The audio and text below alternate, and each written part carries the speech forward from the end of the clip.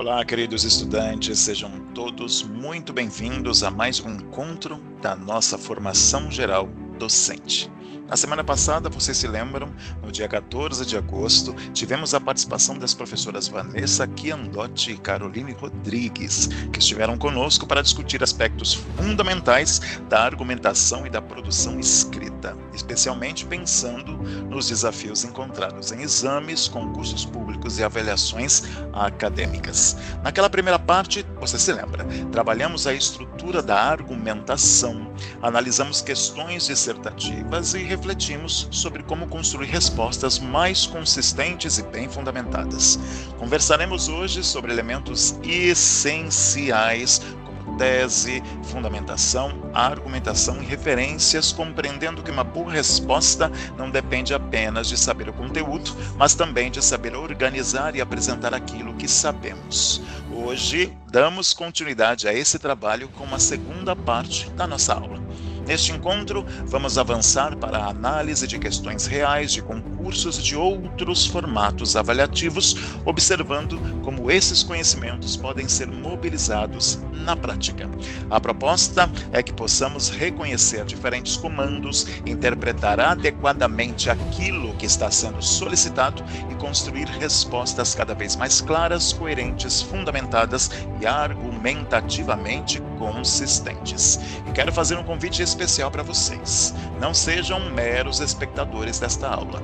Ao longo do nosso encontro, eu também vou voltar aqui algumas vezes para apresentar questões e propor desafios para que vocês mesmos possam pensar e responder. Portanto, participem do chat, compartilhem suas respostas e coloquem em prática todos os conhecimentos que estamos aqui construindo juntos nessas semanas. E atenção! Ao final da aula teremos de novo um simulado com questões relacionadas aos conteúdos que trabalharemos neste encontro. O link do simulado e a lista de presença estarão disponíveis na descrição deste vídeo. Não deixem de acessar, participar e registrar presença. E fica também uma recomendação muito importante. Não assistam a esta aula de maneira passiva, apenas nos ouvindo enquanto realizam outras atividades. Assistam com atenção. Anotem, escrevam, façam mapas mentais, registrem exemplos, tentem responder as questões antes de ouvir a resolução, enfim, coloquem literalmente a mão na massa. A aprendizagem acontece de maneira muito mais significativa quando somos participantes ativos de todo o processo. E escrever, especialmente à mão, continua sendo uma prática importante para a aprendizagem, a organização das ideias e a consolidação do conhecimento, justamente uma habilidade que, com a crescente digitalização das nossas atividades, precisam aí continuar sendo exercitadas, não é verdade? Então, preparem o papel, a caneta e principalmente a disposição de todos vocês para participar. Sem mais delongas, vamos começar nossa segunda parte no ED, o professor do futuro, a argumentação e produção escrita científica. Desejo uma excelente aula para todos nós, muita participação e muito aprendizado. Até daqui a pouco. Tchau, tchau. Eu sou a professora Vanessa, sejam bem-vindos aí à nossa aula. Hoje o objetivo é ajudá-los a compreender um pouquinho sobre argumento, produção escrita com clareza. Eu sou responsável aí pela primeira parte, né, dessa discussão, desse bate-papo, na verdade, né? É um bate-papo que nós estamos propondo aqui sobre algo que nós achamos que é muito importante, que é essa parte da escrita, essa parte da argumentação, de pensar e escrever com propósito e com clareza. Hoje eu estou aqui em parceria com a professora Caroline Rodrigues, uma amiga, ela já virou uma amiga, está aqui conosco na Uniaselv como professora, também regente, e nós vamos compartilhar essa aula, nós vamos dividir esse momento para levar a vocês aí uma reflexão, tá? Eu sou professora há mais de 20 anos, na verdade, há 28 anos esse ano.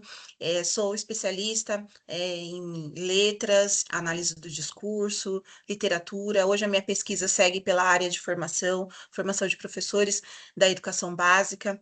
E o meu objetivo hoje é desenvolver com vocês uma reflexão sobre as competências, sobre avaliações e produções de escrita, né? A produção escrita na prática docente. Vou passar a palavra para a professora Caroline, que vai se apresentar. Então, professora Vanessa, obrigada pelo carinho, obrigada pelo espaço, né, por estar aqui comigo hoje, dividindo esse momento. Você sabe o quanto você é especial para mim e pessoal, também é um prazer, né, estar aqui nessa gravação com vocês. Eu sou a professora Caroline Rodrigues, sou professora de língua portuguesa, língua inglesa. As minhas especialidades são em metodologias do ensino de língua portuguesa e língua inglesa, e eu sou mestre em educação também, onde eu desenvolvi as minhas pesquisas voltadas aos processos de leitura, escrita e alfabetização. E aí, ao longo da minha trajetória, eu atuo tanto na educação básica e agora no ensino superior, e uma das dificuldades que eu mais observo entre os estudantes é justamente transformar aquilo que eles sabem em um texto organizado, né? Coerente e bem fundamentado, né? Por isso que hoje, em parceria com a professora Vanessa, onde eu vou estar complementando melhor com a segunda parte da aula, nós vamos estar conversando com vocês sobre estratégias que ajudam a organizar o pensamento, a construir os argumentos mais consistentes e estar produzindo, né, respostas que realmente atendem àquilo que está sendo solicitado. Então, a nossa proposta hoje ela não é apenas apresentar conceitos para vocês, né, mas está mostrando como que essas competências fazem parte da formação do professor e da prática profissional. Porque, afinal, argumentar bem significa também estar comunicando as ideias com clareza, justificar as decisões e também estar resolvendo os problemas de uma maneira mais fundamentada, né? Então, a gente está aqui hoje para contribuir muito com vocês. E aí, nós vamos chegar numa uma segunda parte, vamos dizer assim, da nossa apresentação, da nossa aula, né? É a oficina. Aqui a proposta é que vocês exercitem. Então, vamos dizer assim, a cada orientação, né, que nós dermos aqui, você pode parar esse vídeo, pegar um papel, um lápis, uma caneta e colocar essas ideias, né? E escrever essas ideias e exercitar. Porque o que é uma oficina? Oficina é para nós praticarmos, é para nós colocarmos em prática.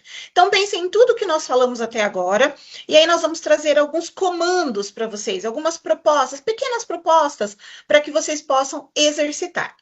Essa aqui, ela é um pouco mais ampla, que na verdade é a proposta do PND de 2025, tá, gente? Não sei se algum aluno que está assistindo a esta aula chegou a fazer a prova ou se teve contato já com essa proposta. Mas o que é isso, né? O que é a proposta? É a parte discursiva da prova.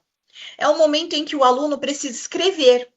Precisa escrever um texto argumentativo, ele precisa usar o seu conhecimento, o seu repertório, que foi construído ao longo de toda a sua formação acadêmica, e escrever um texto a partir da proposta que é apresentada. Então, na proposta do PND de 2025, o tema foi o idadismo como desafio social e educacional no Brasil. Esse foi o tema, tá? O que acontece quando você tem um tema como esse? Tem muita coisa, né? Nós imaginamos que tem muito conteúdo atrelado a esse tema, ou por detrás desse tema. Qual é a proposta que vem aí? Então, eu tenho que falar de idadismo, eu tenho que falar de idadismo como um desafio, eu tenho que falar de idadismo como desafio social e educacional, onde? No Brasil. Eu não posso ampliar isso, eu não posso falar do mundo, eu tenho que falar do Brasil. Vejam que ao mesmo tempo que é um tema amplo, ele também tem um recorte, tá? Eu vou falar do idadismo social, educacional no Brasil. Desafio social e educacional no Brasil. Essas palavras-chave, elas não podem deixar de aparecer no texto de vocês. Então, já estou adiantando aqui algumas dicas, né, do que precisa ter nesse texto. Ele precisa obedecer as estruturas linguísticas de um texto dissertativo argumentativo, obviamente. Então, eu tenho que tomar cuidado, aí a Procarol vai aprofundar isso daqui a pouco. Eu tenho que tomar cuidado com a questão de linguagem, né, com as questões pessoais, eu não posso deixar. Lembra que nós falamos que não pode ter só o repertório pessoal? E esse repertório pessoal nem pode ser, assim, claro, né? De ficar claro no seu texto, você não pode se envolver diretamente no texto. Não pode usar. Quando eu falo e se envolver no texto, é você usar termos muito pessoais, né? Como verbos e pronomes em primeira pessoa, muitos adjetivos, né? Termos que possam transformar esse texto em algo pessoal. Nós precisamos manter uma certa distância do tema até para criar esse olhar acadêmico, ok? Vamos lá. Então, nessa proposta, o que exige essa proposta do participante? Que você analise o idadismo como um problema social e educacional, que discuta os efeitos das diferenças geracionais nas relações escolares, né, que você proponha aí uma atividade pedagógica que estimule o diálogo e o respeito entre gerações. Lembrando que é um tema que tá numa prova de professor. Então, eu, como professor, preciso ter um olhar de professor. Como esse tema pode fazer, como esse tema cabe na minha realidade, né? Na minha realidade pedagógica. O que eu poderia discutir, como eu poderia discutir esse tema com os meus alunos, por exemplo. Então, antes de escrever, antes de começar a escrever, você precisa ler o tema completo, né, a proposta completa, até porque tem os textos motivadores, né, e eu já vou falar sobre esses textos. Você precisa entender qual é o problema real que está sendo apresentado ali para você, qual é a sua tese, lembra da tese? A tese precisa estar clara, né, você precisa saber qual é a tese que você vai defender no seu texto, quais argumentos você vai escolher para caminhar, né, ao longo do texto, de mãos dadas com esses argumentos, né? Conhecimentos do curso. Quais conhecimentos que vocês aprenderam ao longo do curso que ajudam, né, nessa resolução de problema? Documentos que poderiam fundamentar, isso é importantíssimo. Então, leis, né? Isso faz parte aí da vida do professor. Então, eu preciso saber leis, teorias pedagógicas que vão sustentar o meu ponto de vista. E aí, olha só, junto com esse tema, tem os textos motivadores que eu acabei de falar aqui. Eu coloquei para vocês, ó, nessa parte, o texto 1 é um relatório mundial sobre o idadismo. Eu não vou ficar lendo o texto aqui para vocês, mas parem o vídeo, né, depois que eu fizer essa explicação, parem o vídeo e tentem escrever o texto. Tentem fazer o texto, ou pelo menos uma estrutura. Sabe? Qual é a minha tese, quais argumentos eu usaria e a que solução eu chegaria para resolver esse problema. Então, o texto 1, ele é sobre o relatório mundial, né? É o relatório, um trecho do relatório mundial sobre o idadismo, e esse texto foi produzido na Organização Pan-Americana de Saúde de 2021, tá? Também aqui onde está disponível o texto como um todo. O texto 2 é o Estatuto do Idoso. Lembra da questão de documentos oficiais? O Estatuto do Idoso é um documento oficial que pode ajudá-los aí na produção do texto de vocês, tá? E o texto 3 é um trecho também do livro A Sombra desta Mangueira, de Paulo Freire, tá? Que reflete a questão da idade, né? O idadismo também está presente. Qual é a situação, problema? Então, que situação, problema eu tenho com essa proposta? Nós colocamos aqui algo que vocês podem refletir. Em uma reunião pedagógica, os professores, motivados pela lei 14.423/22, que é o Estatuto do Idoso, né? E pelos recorrentes discursos idadistas na escola, planejam atividades didáticas que abordem esse tema em seus planos de aula. Olha que legal. Essa é a situação, problema. Como você, professor, vai resolver isso? Então, aí você tem que discutir o idadismo como desafio social e educacional no Brasil, abordar os efeitos das diferenças geracionais nas relações estabelecidas no contexto escolar, apresentar ao menos uma proposta de atividade para combater o idadismo e promover a integração intergeracional na escola. Perceberam como esta proposta do PND está muito conectada com os nossos desafios profissionais? Perceberam que é exatamente isso que nós exigimos de vocês quando vocês fazem os desafios profissionais? Que vocês pensem não no tema em si, mas como esse tema se relaciona com a sua prática pedagógica. Como resolver questões sociais dentro da sala de aula. Que tipo de trabalhos, de propostas acadêmicas eu posso propor como professora para que o meu aluno não enfrente esse desafio, ou que ele enfrente esse desafio e saiba solucioná-lo. Essas questões de geração, o mais velho com o mais novo, o adolescente, não é? Quantas questões nós não vemos, quantos conflitos nós não percebemos hoje que colocam gerações umas contra as outras, e nós podemos, como professores, propor atividades que aproximem essas gerações, e uma aprenda com a outra, e não fique contra, né? E que eles não fiquem em posições contrárias.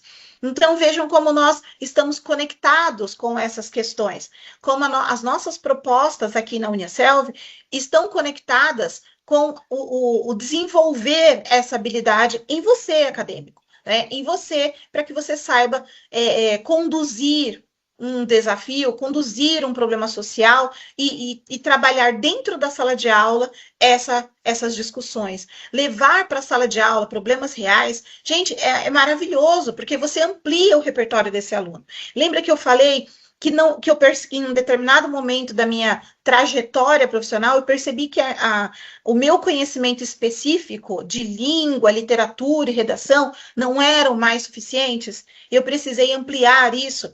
E aí eu fui estudar, e eu fui pensar, eu fui propor novas práticas na sala de aula. Não dá para eu ser a mesma professora, e eu não sou essa professora, e olha que legal eu conseguir olhar isso, a mesma professora que começou há 28 anos. Eu passei por muitas transformações na educação que hoje me mostram que ser só a professora de português não é suficiente, eu preciso ampliar. E para ensinar redação, para ensinar o meu aluno a argumentar, eu não consigo mais fazer da mesma forma que eu fazia há 28 anos. Esse aluno é totalmente diferente. E as questões sociais, os desafios sociais hoje são totalmente diferentes daqueles que eu encontrei quando eu saí da faculdade e comecei a minha vida profissional. Então, pensem nisso. Para quem, né, vai fazer bonitinho aqui esse momento da oficina, para agora o vídeo, tá? Faz pelo menos um rascunho, uma estrutura de como você resolveria esse problema, de como seria o teu texto, como seria o seu texto se você estivesse respondendo a essa proposta do PND. Combinado? Pro Carol, quer complementar? Não, prof. Vanessa, é isso mesmo. Focado. Mas gostaria de complementar que gostaria que vocês percebessem que esse é um momento, né, de organização que faz toda a diferença, né? Quando nós planejamos antes de escrever, nós conseguimos estar construindo um texto mais claro e coerente, né? Outro aspecto muito importante que vale ressaltar, a leitura dos textos motivadores, tá?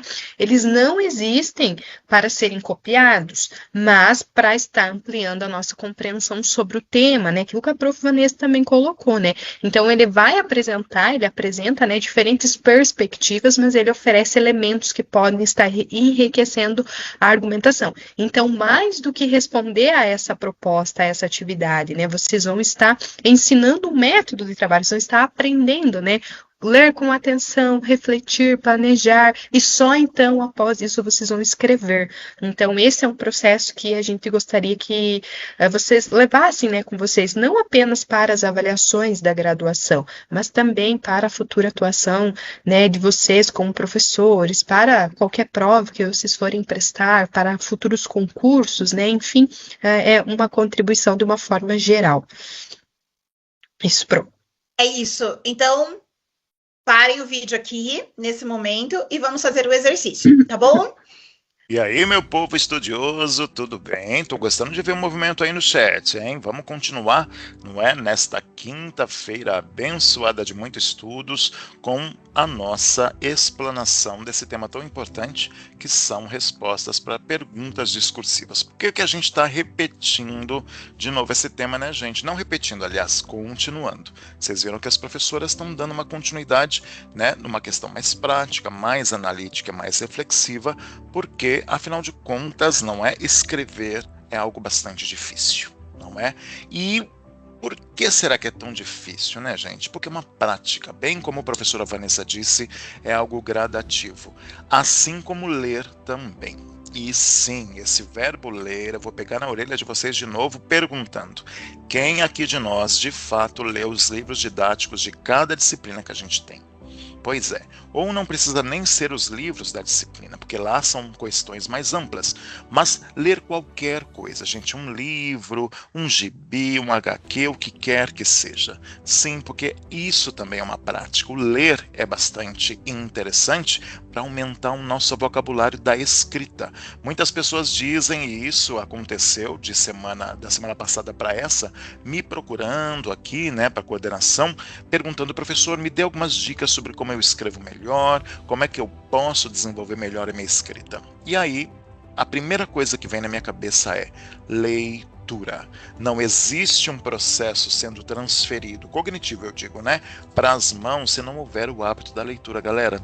Ler é bastante importante. E nós moramos num país que lemos cada vez menos ou quase nada. Ou quando lemos a notícia do jornal, a notícia ali não é do site, ou o que quer que seja, e ficamos ali. E muitas vezes, gente, mas muitas vezes mesmo, todos nós, eu não quero dizer, né, aquelas pessoas são mais letradas ou menos letradas, isso não importa, mas todos nós temos a tendência a não entendermos o que lemos. Uma frase, imagina um texto complexo nos concursos, porque, gente, a vida de concursos de exames, ela não é fácil, né? Ela exige uma linguagem mais formal e para a escrita isso é extremamente importante. E como é que a gente amplia então esse vocabulário, gente? Lendo. Então leiam, tá? Mas não foi para isso que eu vim aqui, eu vim para dar perguntinhas para vocês aí responderem rapidinho, tá? Com 30 segundinhos aí para vocês pensarem sobre a escrita argumentativa. Vamos fazer esse exercício?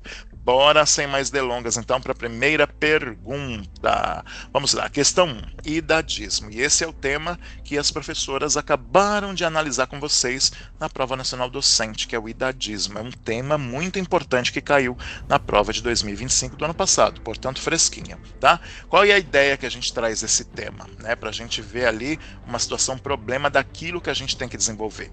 Combater estereótipos etários é promover respeito e equidade. O que é estereótipo mesmo? Carimbo, né, gente? O que é etário? Tem a ver com idade, por isso idadismo. E sabia que esse conceito ele pode ser entendido tanto como idadismo quanto como etarismo. E o que é? É o preconceito com as pessoas, né, mais velhas e tudo mais. Sabe de onde surgiu esse tema? Não sei se vocês sabiam disso, mas surgiu daquele caso, não sei se vocês se lembram, não é? De uma pessoa mais madura, enfim, que foi para a faculdade. E aí os jovens, né, 18 anos, 19 anos, começaram a olhar aquilo e começaram a caçoar desta pessoa. Não sei se vocês lembram aí desse verbo, caçoar é usado na minha cidade. E aí ficavam, sabe, esse certo bullying e tal, e achou meio estranho uma pessoa mais madura no meio daqueles jovens e tal, e isso deu uma polêmica bastante grande. Eu acho que vocês se lembram disso. Portanto, esse tema tem a ver com isso e é uma coisa muito ruim. Vamos então assim, ó, por que tem um texto base nas perguntas que eu estou colocando? Porque sim, provas de concurso trazem casos de sala de aula cada vez mais e sempre vai ter um texto base para você poder responder a pergunta. Vamos lá então, olha lá, o texto base é: em uma turma, um professor afirma que estudantes mais velhos, olha o etarismo aí, têm maior dificuldade para aprender tecnologias digitais. Uma aluna questiona essa generalização. Pergunta: se a questão pedir uma resposta dissertativa sobre idadismo na educação, qual estratégia de escrita é mais adequada? Vamos ver as opções? A. Apresentar tese, argumentos e exemplos. B. Definir idadismo e dar exemplos. C. Contar uma experiência pessoal. Ou D. Apenas criticar um preconceito. Vamos lá? 15 minutinhos eu vou dar para vocês. Vou dar 30 não. Tá fácil essa. Vamos lá.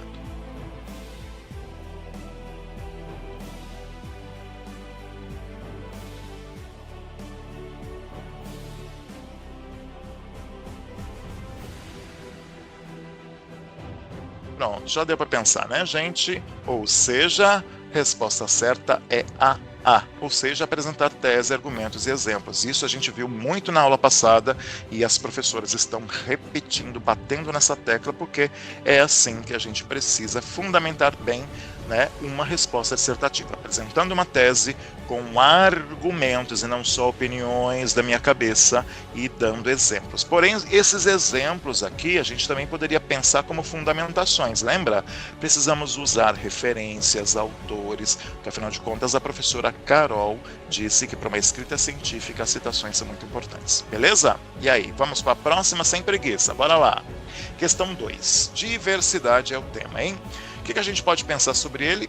Valorizar diferenças amplia as possibilidades de aprendizagem e convivência. E cá entre nós, seremos professores ou já somos professores. Teremos alunos iguais, gente, na sala de aula? Obviamente que não. Aliás, esse termo igualdade é lá da Convenção dos Direitos Humanos da década de 40, ainda já está defasado, já está antigo cá entre nós. A ideia hoje não é igualdade, porque ninguém é igual a ninguém. Eu não sou igual a você, você não é igual ao seu pai, não é igual a sua mãe, nem gêmeos são totalmente iguais. Por que essa ideia de igualdade? Né? Pensando em direitos, pensando em valores humanos, pensando aí em direitos para a vida, para um mínimo de dignidade. Hoje em dia a igualdade não é mais usado, gente. Hoje em dia se entende o termo equidade. Portanto, quando a gente pensa em diversidade, é pensando nas diferenças, tá? E por que equidade é diferente de diferença mesmo? Por quê? Porque equidade compreende a igualdade de oportunidades. E quando a gente fala igualdade, dá a ideia fechada de que todos somos iguais. E somos iguais? Não. Por isso que a gente pode pensar em valorizar diferenças. Por exemplo, quando a gente vai pensar na inclusão, a gente tem a gavetinha da audição lá, não é dos surdos. E a gente fecha aquela gavetinha e coloca surdos na frente. Aí a gente pensa que tudo certo. Todo surdo usa libras, todo surdo é igual e todo surdo não ouve. Mas, quando a gente abre essa gavetinha da deficiência auditiva, a gente olha que lá tem uma série de diferenças, porque os seres humanos surdos são seres humanos também, obviamente. Cada um deles tem uma história diferente, cada um deles ou usa libras ou não usa libras, cada um tem um nível de perda de surdez que é diferente, portanto, somos iguais, gente? Não. Então, bora lá, sem mais delongas para essa questão. Texto base. Uma escola recebe estudantes de diferentes culturas, origens e identidades. O professor decide trabalhar essas diferenças em atividades colaborativas. Pergunta: ao responder uma questão dissertativa sobre diversidade, o estudante deve A. Defender a diversidade sem explicar. B. Apenas descrever as diferenças? C. Apresentar tese e fundamentar argumentos? Ou D. Dar sua opinião pessoal? Vamos lá, fácil demais essa também. Vamos lá, 15 minutinhos. 15 minutinhos não, 15 segundos. Bora lá.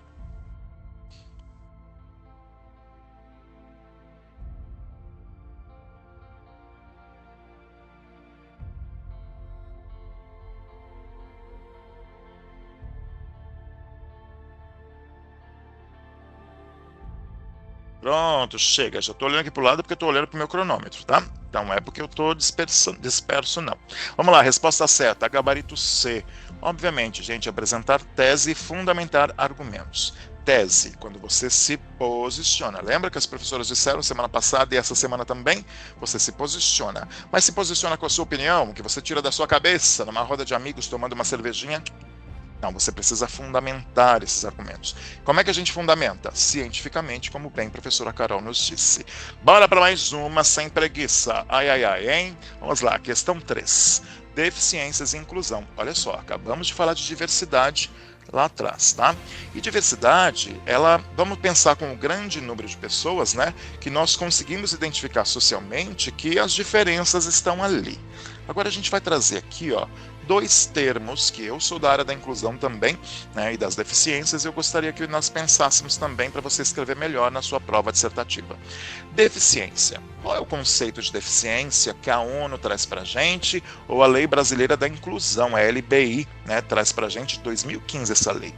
O conceito de deficiência é toda aquela pessoa que tem alguma espécie, tá, de limitação, seja social, sejam barreiras atitudinais, né, as atitudes dos espaços, das pessoas que ocupam esse espaço, né, que fazem com que essa pessoa ela seja ali preterida, né, que ela tenha barreiras para se comunicar, enfim, pessoas que têm essas barreiras e dificuldades de longo prazo. Porque quando uma pessoa aliás, não tem deficiência, é uma pessoa com deficiência, ou seja, ela é uma pessoa com deficiência e não uma pessoa deficiente, cuidado com isso, hein? Ela é uma pessoa, certo? Ela é uma pessoa e não dá para ninguém esquecer a deficiência em casa e passear no shopping sem a surdez ou sem uma mobilidade reduzida que ela tem, não é verdade? Então, o conceito de deficiência é um conceito médico, biopatológico, porém, tem outra perspectiva para olhar para as deficiências, e a gente não olha como deficiência, a gente olha com diferença. Por exemplo, a surdez. Sabia que os surdos não são considerados pessoas com deficiência? Pela perspectiva sociocultural, certo? Socioantropológica, na verdade, a gente não tem a tendência de olhar para a pessoa com deficiência com esse laudo, né? Essa coisa, né, clínico-terapêutica que a saúde olha. Nós, das humanas, olhamos através de uma perspectiva antropológica, uma perspectiva humana, ou seja, nós valorizamos as potencialidades que essas pessoas têm. E quando a gente pensa em inclusão, gente, o que é inclusão mesmo? Inclusão não é simplesmente nós termos aqui uma pessoa que está em situação de cadeira de rodas, por exemplo, não é? E colocar ela do ladinho, enquanto a sala de aula está ali fazendo uma coisa, ela está só ali do lado fazendo coisa dela. Isso é inclusão, gente? Não, isso é integração. Eu só estou integrando esta pessoa ali no meio, né, de todos os alunos. Mas ela está ainda separada, porque ela está fazendo uma coisa diferente ali. Tá? E o que é inclusão? Inclusão é a preparação de todo o espaço, e quando a gente pensa em espaço, são todos os humanos que ocupam, inclusive, esse espaço. Os professores, todo mundo. E também a arquitetura desse espaço, ou seja, tudo ali precisa estar preparado para a chegada e a permanência e a saída da pessoa com deficiência que chega nesse lugar. Isso é inclusão. Então, em maneiras de se comunicar, em maneira de estar ali, ou seja, todas as pessoas, não é? Aí com deficiência estão nesse lugar em equidade, ou seja, em iguais condições de permanência, de chegar e ficar e sair desse lugar sem maiores adaptações. Isso é incluir, tá bom? Deu até um bichinho do aqui, porque falar desse tema é polêmico. Então, qual que é a frase aqui para nos inspirar? Incluir e não integrar. Incluir é remover barreiras e garantir participação e aprendizagem.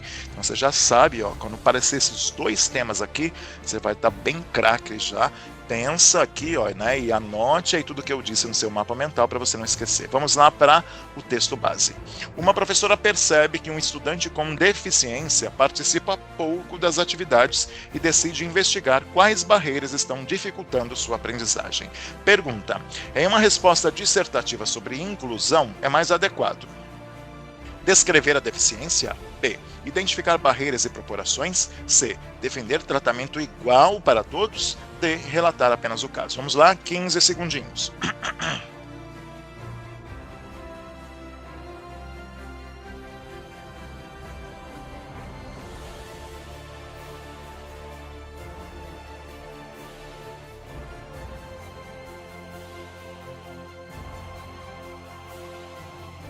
Ah, que isso, gente, muito fácil. Ah lá, identificar barreiras e proporções, porque a gente vai só descrever a deficiência.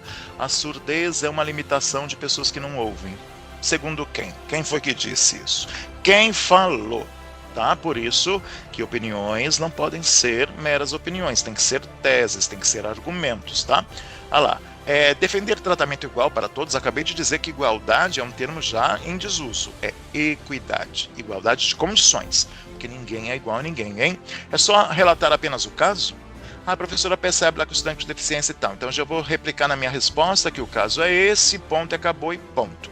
Não, a gente tem que identificar barreiras e proporções. Que barreiras esse aluno com deficiência tem, gente, né? Ou ele vive aí nessa escola, nessa questão, né? Então, a principal barreira seria a professora dessa turma, né, ignorar o aluno, deixar ele lá e beleza. Mas olha só que legal que ela fez. Ela está aqui investigando quais barreiras são essas, né, que estão dificultando sua aprendizagem. Então, percebe como uma coisa muito legal? Não é isso, gente. O gabarito é B, identificar barreiras e proporções. É isso, daqui a pouco eu volto. Vamos continuar a aula e a gente tem mais perguntinhas para vocês pensarem e responderem. Tchauzinho! Vamos lá para o Carol. Próximo slide é com você. Então, pessoal, aqui nós entramos, né, como interpretar uma questão discursiva. Então, até aqui nós conversamos sobre argumentação, produção escrita e fundamentação. Mas existe um passo que muitas vezes é negligenciado, que ele pode comprometer toda a resposta, tá? Compreender exatamente o que a questão está pedindo. Então, eu gostaria, assim, de convidar vocês, pessoal, a estarem refletindo sobre uma situação muito comum. Quantas vezes, né, já aconteceu de vocês estudarem bastante um conteúdo e ao receberem a correção de uma atividade, vocês perceberam que a resposta ela não atendeu aquilo que era solicitado? Então, na maioria das vezes, isso acontece porque nós começamos a escrever antes mesmo de compreender completamente o enunciado. Por isso que antes de pensar na resposta, nós precisamos aprender a ler a questão de uma forma mais estratégica, tá? Então, o primeiro passo é identificar o tema. Sobre o que exatamente a questão ela está falando, né? Depois disso, nós precisamos observar os verbos do comando, tá? Eles são extremamente importantes porque eles indicam qual ação será esperada, tá? Se o comando disser assim para vocês, analise, não basta apenas vocês estarem descrevendo o problema. Será necessário interpretar, estabelecer as relações e aí sim está apresentando uma análise. Se o enunciado diz, discuta, espera-se que você desenvolva argumentos, que vocês considerem diferentes perspectivas e que vocês justifiquem as suas ideias. Agora, por exemplo, se o comando, né, quando a gente coloca que aparece o verbo proponha, além de analisar, será necessário que você apresente uma solução ou um encaminhamento mais coerente. Outro aspecto muito importante é que você precisa identificar qual problema está sendo apresentado e quais conhecimentos precisam ser mobilizados para estar respondendo ele. Somente depois de toda essa leitura cuidadosamente que vai fazer sentido você estar começando a organizar a sua resposta. Então, eu gostaria que vocês percebessem que uma boa escrita, ela começa muito antes da primeira palavra. Ela começa na leitura atenta do enunciado. Gostaria de complementar aqui, prof. Perfeito. Uma boa escrita começa muito antes da primeira palavra. Adorei isso, Pro Carol. É isso mesmo, pessoal. Precisa ler, precisa entender, precisa interpretar antes de começar a escrever.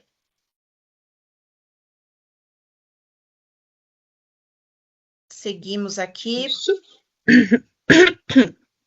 Então, aqui. Antes de escrever, né, que você organize o seu raciocínio. Então, agora que nós já entendemos o que a questão pede, surge uma nova pergunta. Como que eu vou organizar as minhas ideias antes de começar a escrever? Então, esse slide, ele apresenta uma estratégia muito importante, tá? Muitas pessoas, elas acreditam que escrever é simplesmente começar a digitar ou estar colocando as ideias no papel. E, na verdade, os melhores textos, eles são planejados. O primeiro passo é reler o comando. Você leu, não entendeu? Releia quantas vezes for necessário até você entender os verbos de comando, o que a sua questão pede. Depois, você vai estar definindo a sua tese. Perguntem-se a si mesmos, né? Qual será a minha posição diante desse problema? Fez essa pergunta, fez essa reflexão? Em seguida, você vai estar escolhendo seus argumentos. E aqui vale outra reflexão. Esse argumento, ele realmente responde ao problema?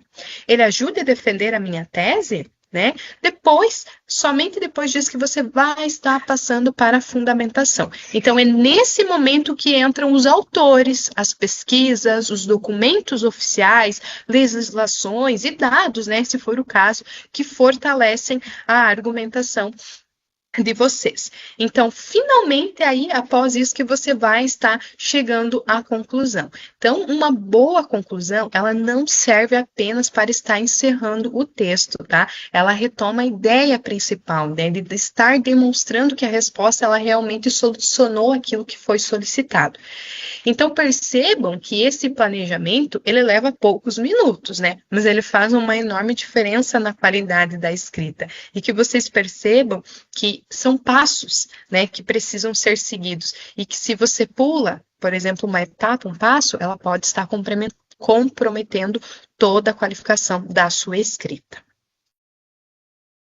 Escrever é um processo, né, pro Carol. Então, quando nós começamos a fazer um texto, uma boa resposta argumentativa, nós precisamos planejar antes. Na verdade, tudo na vida tem que ter planejamento, né, gente? Senão Exatamente. sai tudo, né? Se você mentaliza algo, você tem que saber quais são os passos que você vai dar até chegar ao objetivo ou à meta final. Então, escrever não é diferente. Quando nós nos propomos a escrever ou estamos diante de uma atividade de escrita, eu preciso fazer esse planejamento prévio, tá? Tem que fazer com calma, mesmo que seja rapidinho, né? Poucos minutos, como disse a Pro Carol, faz toda a diferença, pessoal. Muito importante, ok? E não é só um rascunho, né, Carol? O rascunho vem depois. Isso é um planejamento.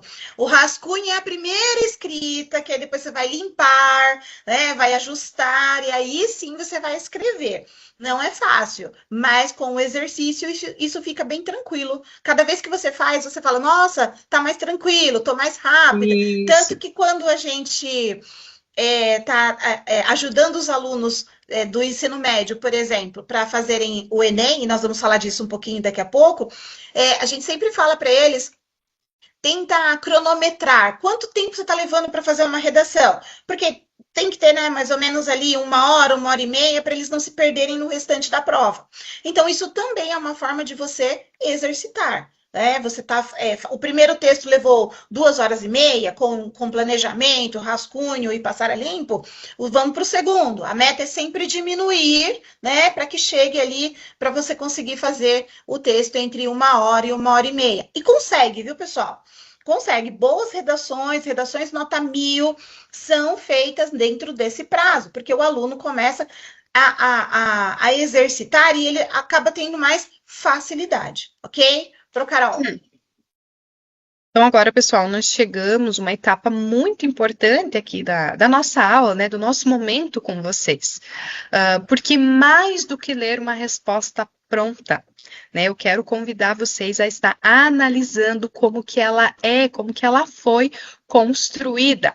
Então, gostaria que vocês observassem que a resposta, ela não começa apresentando informações aleatórias. Ela inicia como uma tese, né? Ela vai deixando claro qual será a ideia central desenvolvida ao longo do texto, né? Na sequência, vai aparecendo os argumentos. Então, percebam que eles não são opiniões isoladas. Cada argumento contribui para estar fortalecendo a tese apresentada anteriormente, depois que nós vamos encontrando a fundamentação. E é justamente aqui que o conhecimento científico ele faz a diferença. Porque com autores, com documentos oficiais, as pesquisas, né, e as referências, elas vão tornando o texto mais consistente e elas vão demonstrando o domínio do conteúdo. E aí, quando a gente retoma ali a questão da conclusão, ela consegue estar retomando o problema inicial, ela vai apresentando um fechamento bastante coerente com toda a argumentação que foi construída por vocês. Então, aqui, eu gostaria de deixar uma reflexão para vocês. Quando nós analisamos uma boa resposta, nós não devemos perguntar apenas se ela está correta. Nós devemos perguntar por que ela funciona tão bem.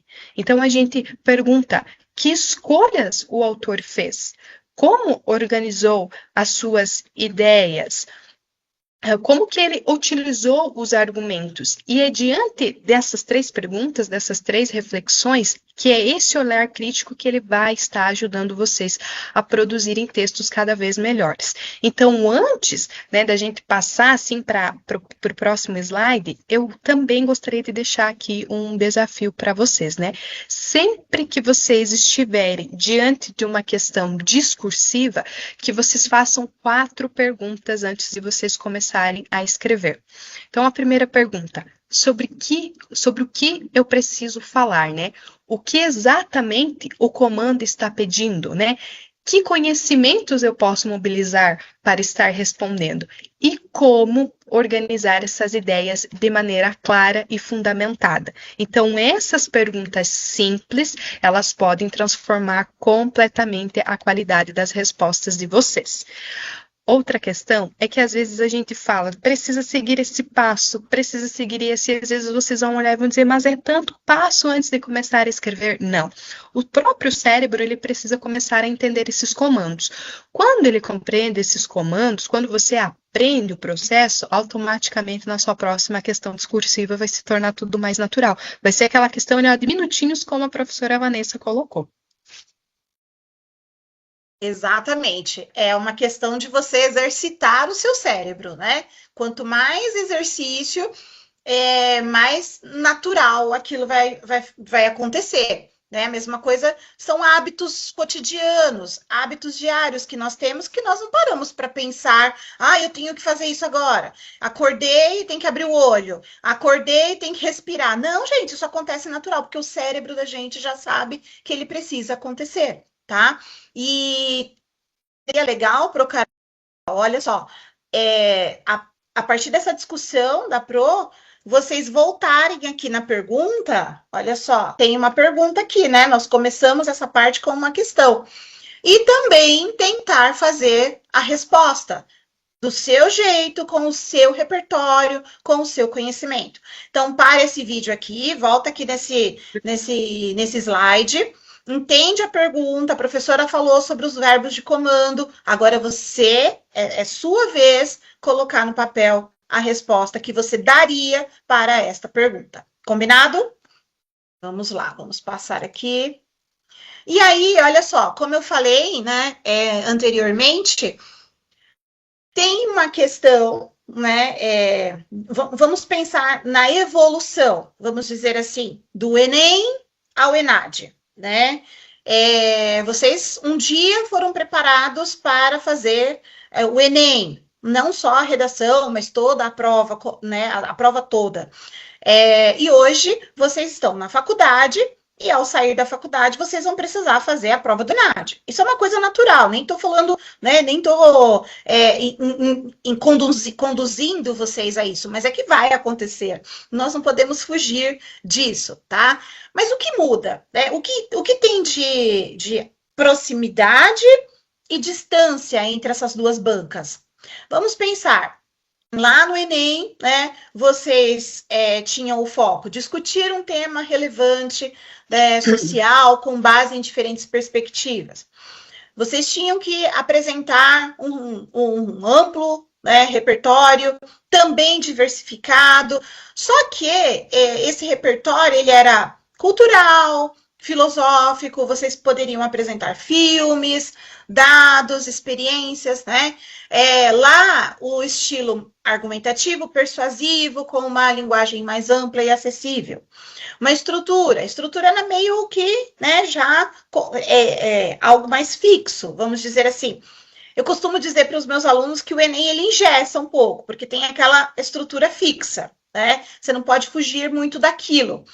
Mas, né, é a estrutura que nós temos. O aluno ele precisa estar, né, preparado para fazer aquela prova. De introdução, desenvolvimento, com repertórios e argumentos, conclusão, com uma proposta de intervenção. É isso. E o objetivo era convencer o leitor ou o avaliador da tua prova a propor uma solução para o problema apresentado. Na verdade, a ideia era avaliar a sua capacidade, né, a capacidade de quem faz o Enem, de resolver um problema social real. E hoje, né, o que acontece com as provas de PND, né, ENAD, Desculpa, pessoal, a discursiva, né? Hoje, então, não só a ENAD, mas na própria faculdade, vocês se deparam aí com várias questões discursivas. O foco é resolver um problema relacionado à formação e prática docente. Hoje o olhar não é mais social como um todo, mais amplo, mas é a sua formação, né? Repertório, ele é mais restrito, mas tem que ser acadêmico, com teorias, autores, legislação, documentos, pesquisas da área da educação. Não dá para colocar só um filme como um repertório. Você precisa colocar legislação, documentação, né, teorias acadêmicas. O estilo de escrita precisa ser mais acadêmico, e já falamos disso ali no início, na primeira parte da nossa aula, né? O uso mais preciso da linguagem e dos conceitos, usar com mais firmeza e também com mais propriedade. A estrutura é uma resposta direta ao comando, como a Procarol falou. Quais são os verbos de comando? O que esse enunciado quer que eu faça? Né? Fundamentando, né, de maneira teórica e encaminhamentos ali coerentes com a tua prática docente. E o objetivo é demonstrar a compreensão teórica e a capacidade, né, de aplicação na prática profissional. Então, quando você responde hoje uma pergunta discursiva na faculdade ou futuramente em outras avaliações, o objetivo é mostrar como, né, essa teoria faz diferença na prática, ou qual a relação dessa teoria com a tua prática. É isso. E o que a banca do ENAD hoje espera de você? Houve uma diferença, né? Lá do Enem para o ENAD hoje, você amadureceu, você escolheu uma área específica. Quem é das licenciaturas foca na prática docente, tá? Então, o que a banca do ENAD espera de você? Que você analise um problema de maneira conceitual, né, que você use conceitos e teorias da educação, da sua área, letras português, letras inglês, letras espanhol, uma fundamentação teórica consistente, uma linguagem precisa, uma linguagem acadêmica, né, que comunique de maneira objetiva aquilo que você quer comunicar, a sua tese, o seu olhar para aquele problema, também de maneira contextual, né, uma resposta direta ao que foi solicitado na questão e articulação entre teoria e prática docente. Isso é fundamental, essa articulação entre teoria e prática docente. Como você articula a teoria que você aprendeu nos bancos acadêmicos com a tua prática docente. Lembre-se, olha só, no ENAD, menos repertório amplo, aqueles mais sociais, filmes e tal, e mais análises conceituais, né? Mais conceito, mais teoria, uso preciso da linguagem, adequação, propriedade vocabular, usem as palavras adequadas, palavras corretas e a fundamentação teórica, né, para responder diretamente o que foi solicitado. Em resumo, olha só, o que nós temos? No Enem, né, você convence o leitor sobre um tema amplo, específico da sociedade, um problema social. No ENAD, você resolve um problema profissional, algo que é específico da tua área de formação, ok? Prepare-se para mostrar não apenas o que você sabe, mas como você aplica ou aplicaria isso na sua área profissional. Isso é importante, tá? Não se esqueçam, no ENAD você resolve um problema profissional. Então, teoria e prática precisam estar dialogando. Teoria e prática precisam estar conectadas quando se fala em resposta discursiva do ENAD ou qualquer outro processo seletivo pelo qual você vai passar na sua vida profissional, porque você vai passar. Certo, Procarol? Alguma contribuição? Isso, prof. É exatamente isso, né? Enquanto uma proposta, ela busca discutir um tema de interesse social de forma ampla, a outra, ela espera-se, né, que o estudante ele mobilize os conhecimentos construídos ao longo da graduação, para estar, então, analisando, né, uma situação que é relacionada à sua futura atuação profissional, né? Então, por isso que mais do que recorrer a um modelo de texto, né, é estar fundamentando e desenvolvendo essas competências, né, de interpretação, análise crítica, fundamentação teórica, a capacidade, né, de estar ampliando os conhecimentos nos contextos reais. Perfeito. Vamos seguir aqui. Com você, Procarol. Vamos lá, então. Pessoal, então aqui a questão da inteligência artificial e a escrita acadêmica. Depois, né, da gente estar refletindo sobre como construir uma boa resposta, nós precisamos estar conversando, né, sobre um tema que ele está cada vez mais presente aí na vida acadêmica, o uso da inteligência artificial. Então, nos últimos anos, a inteligência artificial ela passou a fazer parte aí da rotina de muitos estudantes e também de professores, né? São ferramentas digitais que elas podem estar contribuindo significativamente para o processo de aprendizagem, quando nós utilizamos de maneira ética e consciente, né? No entanto, é muito importante a gente estar fazendo essa reflexão. A tecnologia, ela não substitui o pensamento crítico, tá?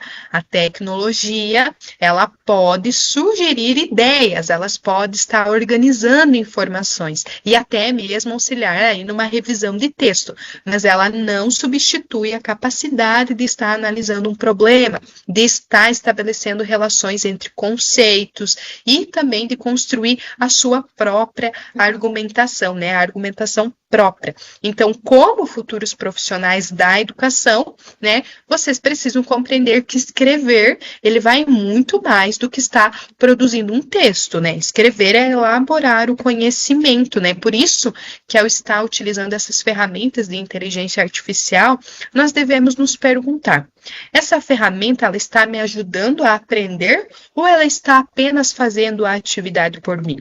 Então, existe uma grande diferença entre utilizar a tecnologia como um apoio e utilizá-la como a substituição do processo de aprendizagem, tá? Então, além disso, outro cuidado que é muito importante é você estar verificando a confiabilidade dessas informações. Então, nem toda resposta gerada por uma ferramenta digital, ela está correta ou atualizada. Então, cabe a você, estudante, estar analisando, comparando as informações, consultando as fontes confiáveis e estar exercendo um olhar crítico, né? Então, a tecnologia, ela deve, né, ampliar as nossas possibilidades de aprendizagem, mas nunca substituir a nossa autonomia intelectual, pessoal. Isso é muito importante.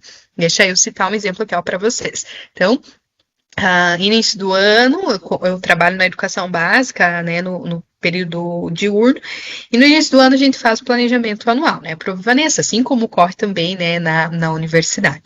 E aí nós estávamos lá discutindo com os professores da área de linguagens, e aí uma prof, ela citou uma habilidade, habilidade a qual essa eu até então não tinha conhecimento. E aí eu fiquei pensando, aonde será que está essa habilidade? E aí ela disse, é do chat. Então, o chat criou uma habilidade para ela, a qual não era a nossa função, assim, e a nossa ética também está utilizando aquela, porque a gente segue o documento, a BNCC, né? Então, nós tínhamos que seguir as competências e habilidades daquele documento. Como que a gente ia criar outra habilidade, né? Então, ela também não se tocou, não associou, né? Então, isso eu considerei uma falta de ética, né, porque a ferramenta da inteligência artificial está aí para nos auxiliar? Está, claro que está, né? Mas para nos auxiliar, não para estar fazendo por nós. Aí que entra a ética, o profissionalismo, e a mesma coisa, isso serve, né, para vocês como futuros docentes e para vocês enquanto acadêmicos, né? Ela serve para estar auxiliando, para lhe dar comandos, para auxiliar, para te possibilitar ampliar mais os teus pensamentos críticos, argumentativos, mas não para fazer por você. Perfeito, Pro Carol. Eu acredito que muitas pessoas confundiram, né, o uso da inteligência artificial com a substituição mesmo, né? Com ela ser. Eu vejo muita gente fala, eu vou perguntar para o chat, não sabe mais responder, né, de maneira autêntica e natural. Então, assim, eu também tenho várias situações em que eu falo, meu Deus, as pessoas realmente não entenderam a proposta da inteligência artificial. Rapidamente, né? A professora da minha filha, ela pediu um trabalho e aí falou para os alunos assim, tinha que fazer uma história em quadrinhos sobre um tema específico de história, né? E aí ela falou assim: pode fazer, vocês podem colocar no chat GPT e pedir para ele fazer para vocês. Mas não deu nenhum comando, nenhuma orientação, nenhum critério, nem falou o que os alunos tinham que fazer. Se era só para colocar no chat, era para aprender a usar o chat, então, não para aprender a usar a história, para aprender história, né? Então, gente, cuidado com essas armadilhas da inteligência artificial. Sabe por quê? Porque eu vejo que a tecnologia avança todo dia tem uma coisa nova, todo dia tem algo novo para nos ajudar. Mas as provas oficiais, elas continuam iguais, sem auxílio de nada, sem auxílio de inteligência artificial, sem auxílio de celular, de computador, de nada.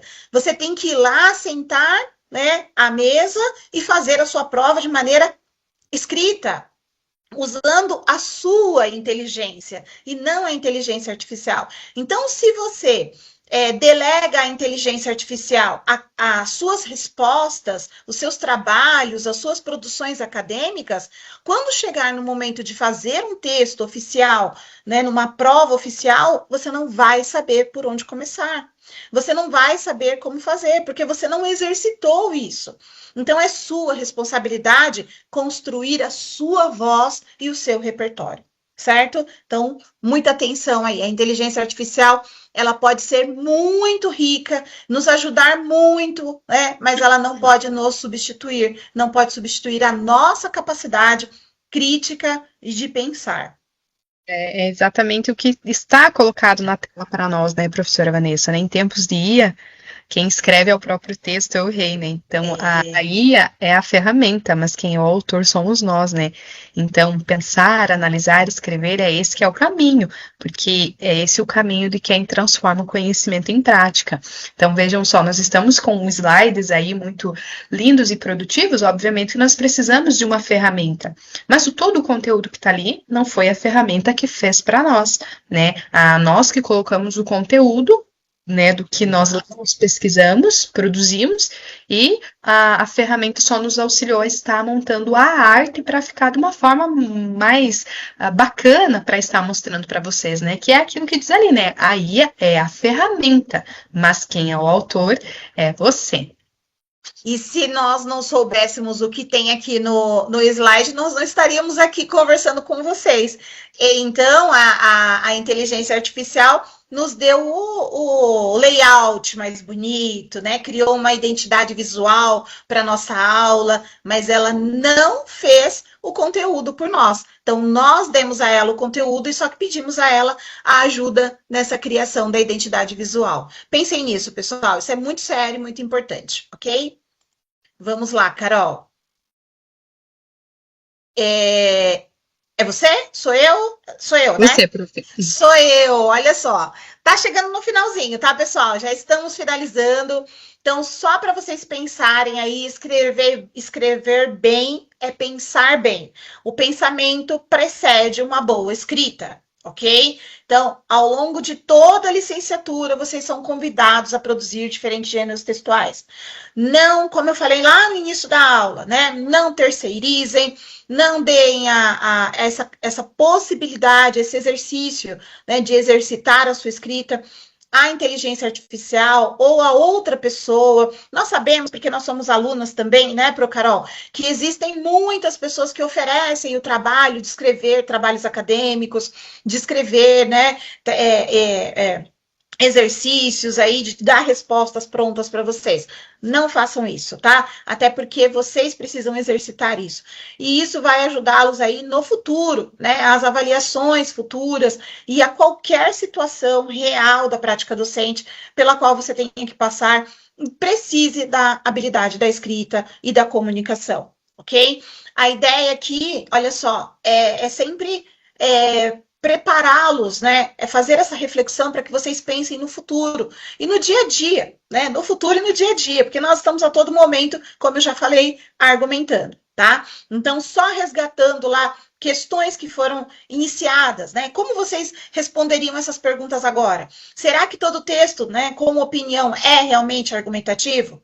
Por que vocês ainda têm tantas dificuldades em escrever quando tem muito conteúdo, quando leem, quando se apropriam desse conhecimento? Como transformar uma ideia inicial em um argumento consistente? Nós passamos por isso. Então, vocês já sabem como fazer isso agora. De que maneira o desafio profissional aqui da faculdade, né, da Uniaselv, aproxima vocês de situações reais da prática docente? O que a proposta sobre etarismo que nós vimos e que vocês escreveram, tenho certeza que escreveram aí, exigia além do domínio do tema? O que você tinha que saber, né? E como resolver um caso real? Como vocês resolvem um caso real depois de tudo que nós discutimos até agora, tá? Escrever é organizar ideias com clareza, com propósito. Argumentar é sustentar ideias com fundamentos. Responder bem uma questão discursiva é antes ler, analisar, interpretar, para depois comunicar aquilo que é preciso. Lembrando dos verbos de comando. Achem os verbos de comando na questão discursiva para que vocês possam ter o caminho muito claro, né? Por qual caminho eu devo seguir, tá? E aí, gente, olha só, vamos fechar, né, esse slide aqui. A escrita não é apenas uma exigência acadêmica, ela é uma competência profissional. E eu digo para vocês, professor precisa saber falar e escrever bem. Ah, mas eu não sou de língua portuguesa. Não interessa. Você é um comunicador, você está diante de pessoas e a sua fala é a sua imagem. Então, quanto melhor eu falo, quanto melhor eu me comunico, mais credibilidade eu crio, né? Mais o outro me ouve, mais eu tenho respeito do outro. E esse outro pode ser o meu aluno, pode ser o meu colega, pode ser a minha coordenação, pode ser a direção da escola. Independente da pessoa com quem você fala, você precisa mostrar clareza, você precisa mostrar respeito, tanto por ela quanto por você. Então, falem bem, escrevam bem, para que esse olhar de respeito seja construído, ok? Algo aqui para o Carol? É exatamente isso, prof. E como que a gente desenvolve a nossa escrita e a nossa comunicação? Por meio da leitura, por meio das informações. Então, quanto mais eu leio, mais eu consigo me expressar, mais eu consigo desenvolver essas duas habilidades que são extremamente importantes para a nossa profissão como docentes. Isso mesmo. Resumão para o Carol. Então, pessoal, para estar finalizando a nossa aula, eu gostaria aqui de reforçar uma ideia muito importante. Então, ao longo desse encontro, nós percebemos que produzir um bom texto ele não depende apenas do domínio do conteúdo. É necessário compreender o que está sendo solicitado, organizar o pensamento, selecionar argumentos consistentes e estar construindo uma resposta clara, coerente e fundamentada. Então, essas habilidades, elas não são importantes apenas para a vida acadêmica.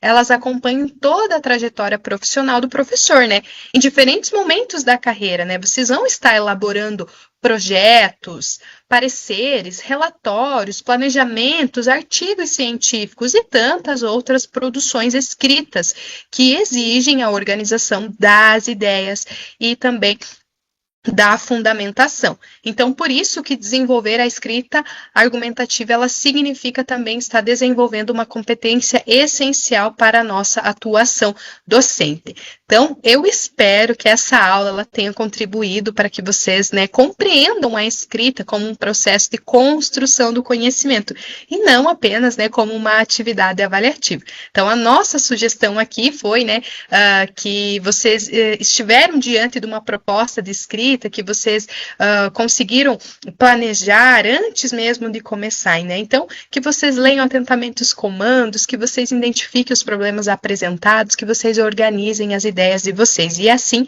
estejam selecionando os argumentos consistentes e somente depois, então, que vocês iniciem a produção do texto. E esse pequeno hábito, assim como eu já citei anteriormente, ele faz uma enorme diferença na qualidade da escrita. Eu já deixo aqui o meu agradecimento pela participação de vocês, por vocês assistirem essa aula, essa gravação, esse nosso bate-papo até aqui ao final. A gente deseja excelentes estudos para vocês e que a gente possa se ver aí em mais oportunidades, né? Que estejamos com vocês em outras oportunidades. Foi um grande prazer estar aqui com vocês, compartilhar um pouquinho do que nós sabemos, do que nós também aprendemos, né? Deixo já o meu agradecimento à professora Vanessa por compartilhar comigo esse momento, por estarmos aqui juntas, né? Estar compartilhando, mas também aprendendo juntas uma com as falas das outras, né? E que esse momento seja enriquecedor aos nossos alunos e a nós também, né? Como professores. Obrigada, Carol. Também foi um prazer enorme. Quando nós começamos esse projeto, né, de gravar os vídeos, de trazer temas pertinentes à formação de vocês, logo me veio à cabeça fazer esse trabalho com a Carol. E aí, e ela veio com a proposta também, né? Vamos gravar juntas? Eu amei porque nós construímos o material juntas, foi em parceria. Tudo que é em parceria é mais legal, né? Porque nós aprendemos. E é isso mesmo. Eu, mesmo com 28 anos de profissão, e sigo, né, na educação, porque acredito na educação, eu estou sempre aprendendo. Eu nunca descarto a possibilidade de aprender. Eu nunca olho para a minha jornada e vejo uma jornada fechada, já aprendi tudo. Como eu falei para vocês, eu sempre percebo as minhas lacunas. Então, estar em parceria com uma colega é sempre uma oportunidade de aprendizagem. Então, e essa aprendizagem, ela é ampla, não só aqui dos conteúdos específicos, acadêmicos, mas como pessoa. A Carol é uma pessoa incrível, né? É uma professora maravilhosa, uma mãe maravilhosa, e a gente está sempre em contato. Então, eu desejo a vocês aquilo que eu desejo para a Carol, né? Uma jornada leve, uma jornada curiosa, uma jornada transformadora, que vocês sigam fazendo perguntas, porque um professor precisa ser curioso, um professor precisa ser... ele precisa se incomodar, né? Porque quando a gente está acomodado, né, as coisas parecem que não fazem sentido. Eu estou sempre incomodada com algo, buscando algo, né? Buscando alguma coisa, parece que falta alguma coisa. Então, sigam incomodados, sigam curiosos, estudem com propósito, leiam um texto com propósito, dialoguem, escrevam os textos de vocês, sigam nossas orientações aqui, não terceirizem a formação de vocês. É de vocês. Vocês estão aqui nessa jornada para que no futuro vocês também possam fazer a transformação na vida de alguém, na vida do seu aluno, na vida, né, na sua realidade, tá? E confiem no processo. Ele parece muitas vezes desafiador, cansativo, né? A jornada parece longa, parece tortuosa, mas ela sempre nos traz bons resultados quando nós temos um propósito a seguir, tá? Se mentalizem o futuro de vocês. Para quem ainda não é professor, se vejam na sala de aula, né? Olhem para vocês ali dando aula, como vocês se sentem, qual é o sentimento que enche o coração de vocês. Se esse sentimento é positivo, se é amor, se é vontade de fazer a diferença, sigam fazendo a diferença inicialmente na vida de vocês, para que depois vocês possam fazer na vida do outro, tá bom?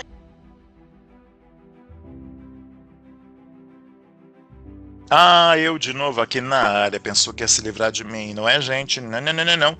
Continuamos com as nossas reflexões todas e por aí vai. Então, bora lá para questão 4 dessa segunda parte de perguntas. Bora lá com o professor Timbúrcio, não, Fábio Pinheiro. Bora lá, então. Dificuldades de aprendizagem. A gente vai encontrar isso muito em sala de aula, gente, faz parte da nossa vida de professores, de docentes em sala de aula, e essas dificuldades, gente, serão de todos. Compreender a dificuldade é o primeiro passo para planejar intervenções adequadas, pensando em professores. Vamos para o texto base.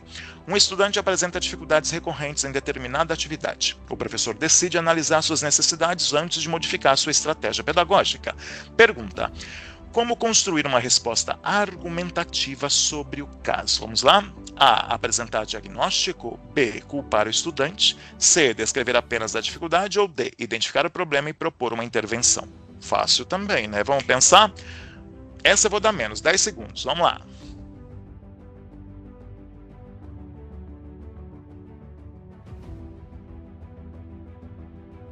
Não precisa nem pensar muito, né, gente? Obviamente, é a D, identificar o problema e propor intervenção. A professora Vanessa acabou de dizer, por exemplo, que identificar o problema, a questão, problema que está rolando ali é importante. E só temos que identificar? Não, tem que propor uma intervenção didático-pedagógica também. Vamos para a próxima, sem preguiça, bora. Questão 5, metodologias ativas, e aqui também tem a ver com a sala de aula, tá? Aprender ativamente significa participar, investigar, decidir e construir conhecimento. Vamos então para o texto base. Uma professora substitui parte da aula expositiva por um projeto no qual os estudantes investigam um problema e apresentam soluções. Pergunta: em uma resposta dissertativa sobre metodologias ativas, é essencial o quê? O que é essencial? Relacionar o método, objetivo e aprendizagem.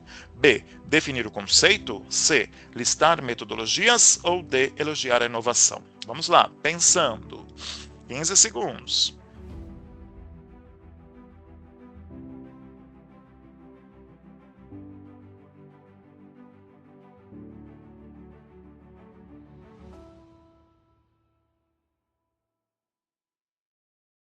Chega de esperar, gente. Vamos lá, qual a resposta? A, obviamente, relacionar método, objetivo e aprendizagem. É um ciclo, né, gente?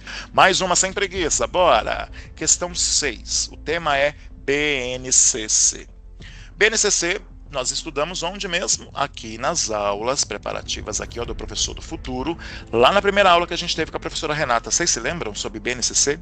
Pois é, cai muito em concurso, gente. Vamos lá, uma frase orientativa para isso. A BNCC orienta aprendizagens essenciais e sua articulação com a prática pedagógica. Texto base. Um professor planeja uma atividade sem relacioná-la às aprendizagens e competências previstas para a sua etapa de ensino. Pergunta: ao discutir essa situação em uma resposta dissertativa, o estudante deve A. Citar a BNCC, B. Resumir a BNCC, C. Relacionar BNCC ótimo, BNCC prática objetivos, ou D. Criticar o professor. E aí? Ai, fácil essa. 10 segundos, bora lá.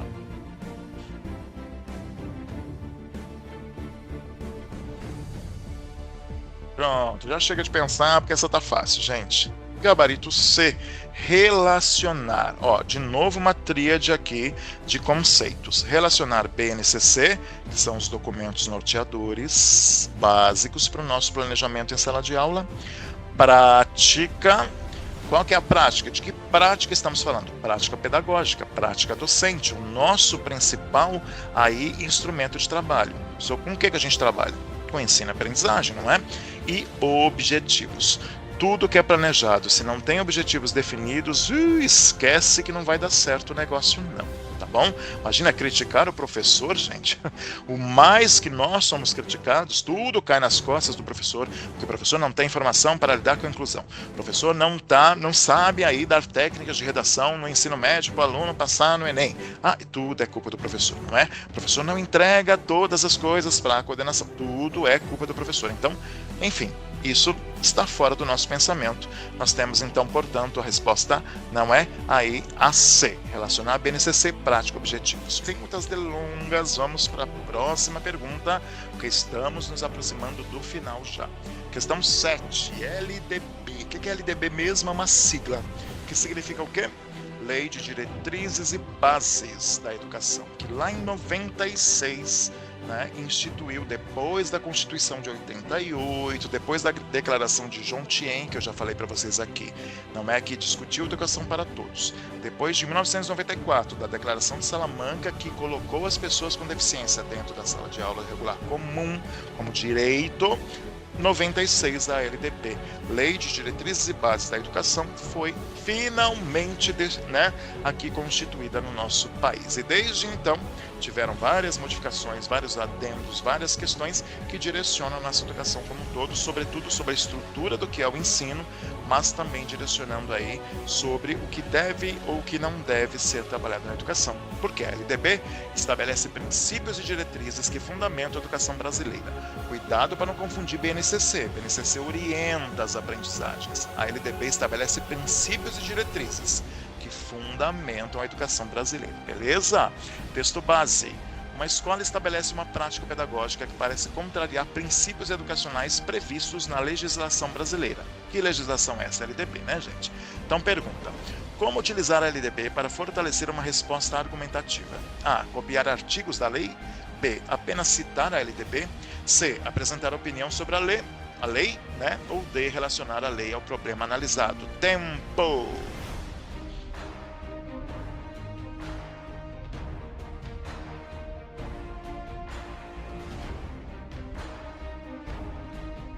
Ah, que fácil. Sem muito tempo para pensar, tá fácil essa, gente. Olha lá. Relacionar de novo lei ao problema analisado. Que problema é esse lá mesmo? Lá, uma escola estabelece uma prática pedagógica que parece contrariar princípios, vai sempre contra ali os princípios que não é LDB. Isso é legal? Não. Então, nós temos que relacionar a lei ao problema analisado. Que problemão tem aqui, hein? Resposta 8. Plano de aula, uma coisa que a gente tem que usar muito e todos nós sabemos fazer, mesmo estando nas licenciaturas. Será? Isso a gente precisa saber, hein, galera? Pelo amor do meu bom senso. Planejar é articular objetivos, estratégias, recursos e avaliações. Lembra? Tudo sem objetivo fica vazio. Texto base. Uma professora prepara uma aula, mas não define claramente objetivos, estratégias, recursos e formas de avaliação. Em uma resposta dissertativa, a melhor estratégia é: A. Listar etapas de uma aula. B. Relacionar objetivos, estratégias e avaliação. C. Descrever uma aula ideal. Ou D. Criticar a falta de planejamento. Essa tá fácil também, 10 segundinhos. Vamos lá.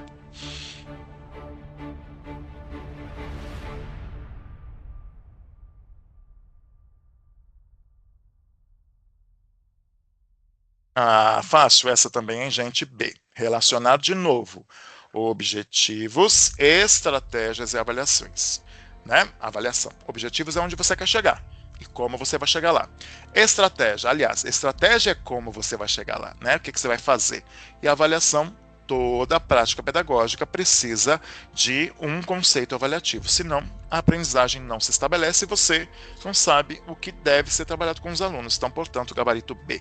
Vamos para mais uma, gente. Inteligência artificial na educação. E aqui é polêmica, hein? Me deu até calor agora, eu vou até dar uma banadinha em mim.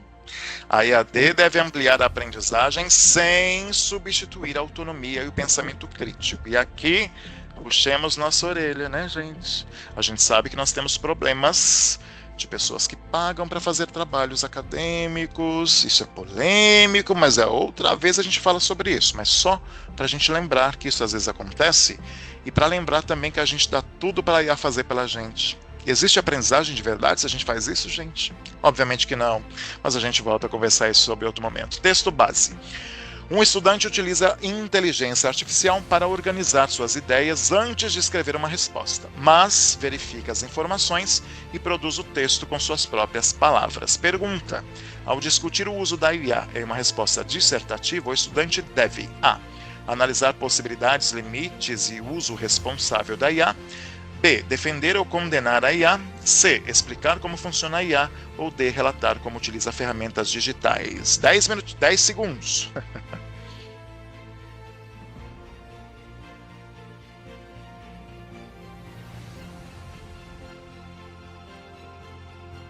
Prontinho.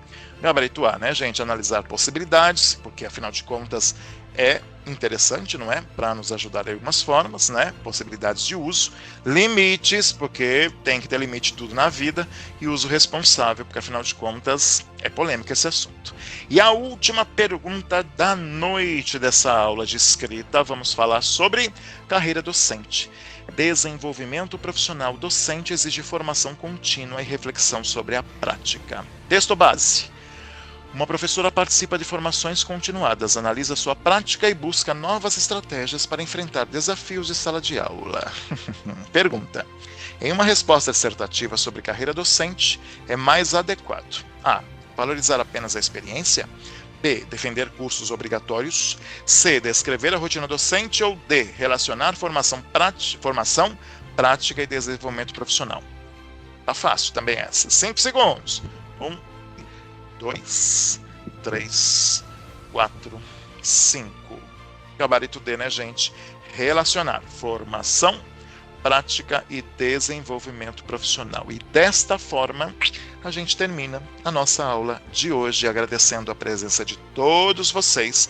E lembrando, gente, tem um simulado para vocês fazerem depois desta aula, que está terminando agora, as aulas da professora Vanessa Kiandot e da professora Caroline Rodrigues, né, que esteve conosco desde a semana passada e hoje fechou esse ciclo de discussões sobre escrita dissertativa e argumentativa. Então eu agradeço às professoras, agradeço a todo mundo que esteve aqui quintando com a gente, estudando, fazendo exercícios, e façam simulado e não esqueçam da lista de presença. Tanto o simulado quanto a lista de presença estão na descrição deste vídeo.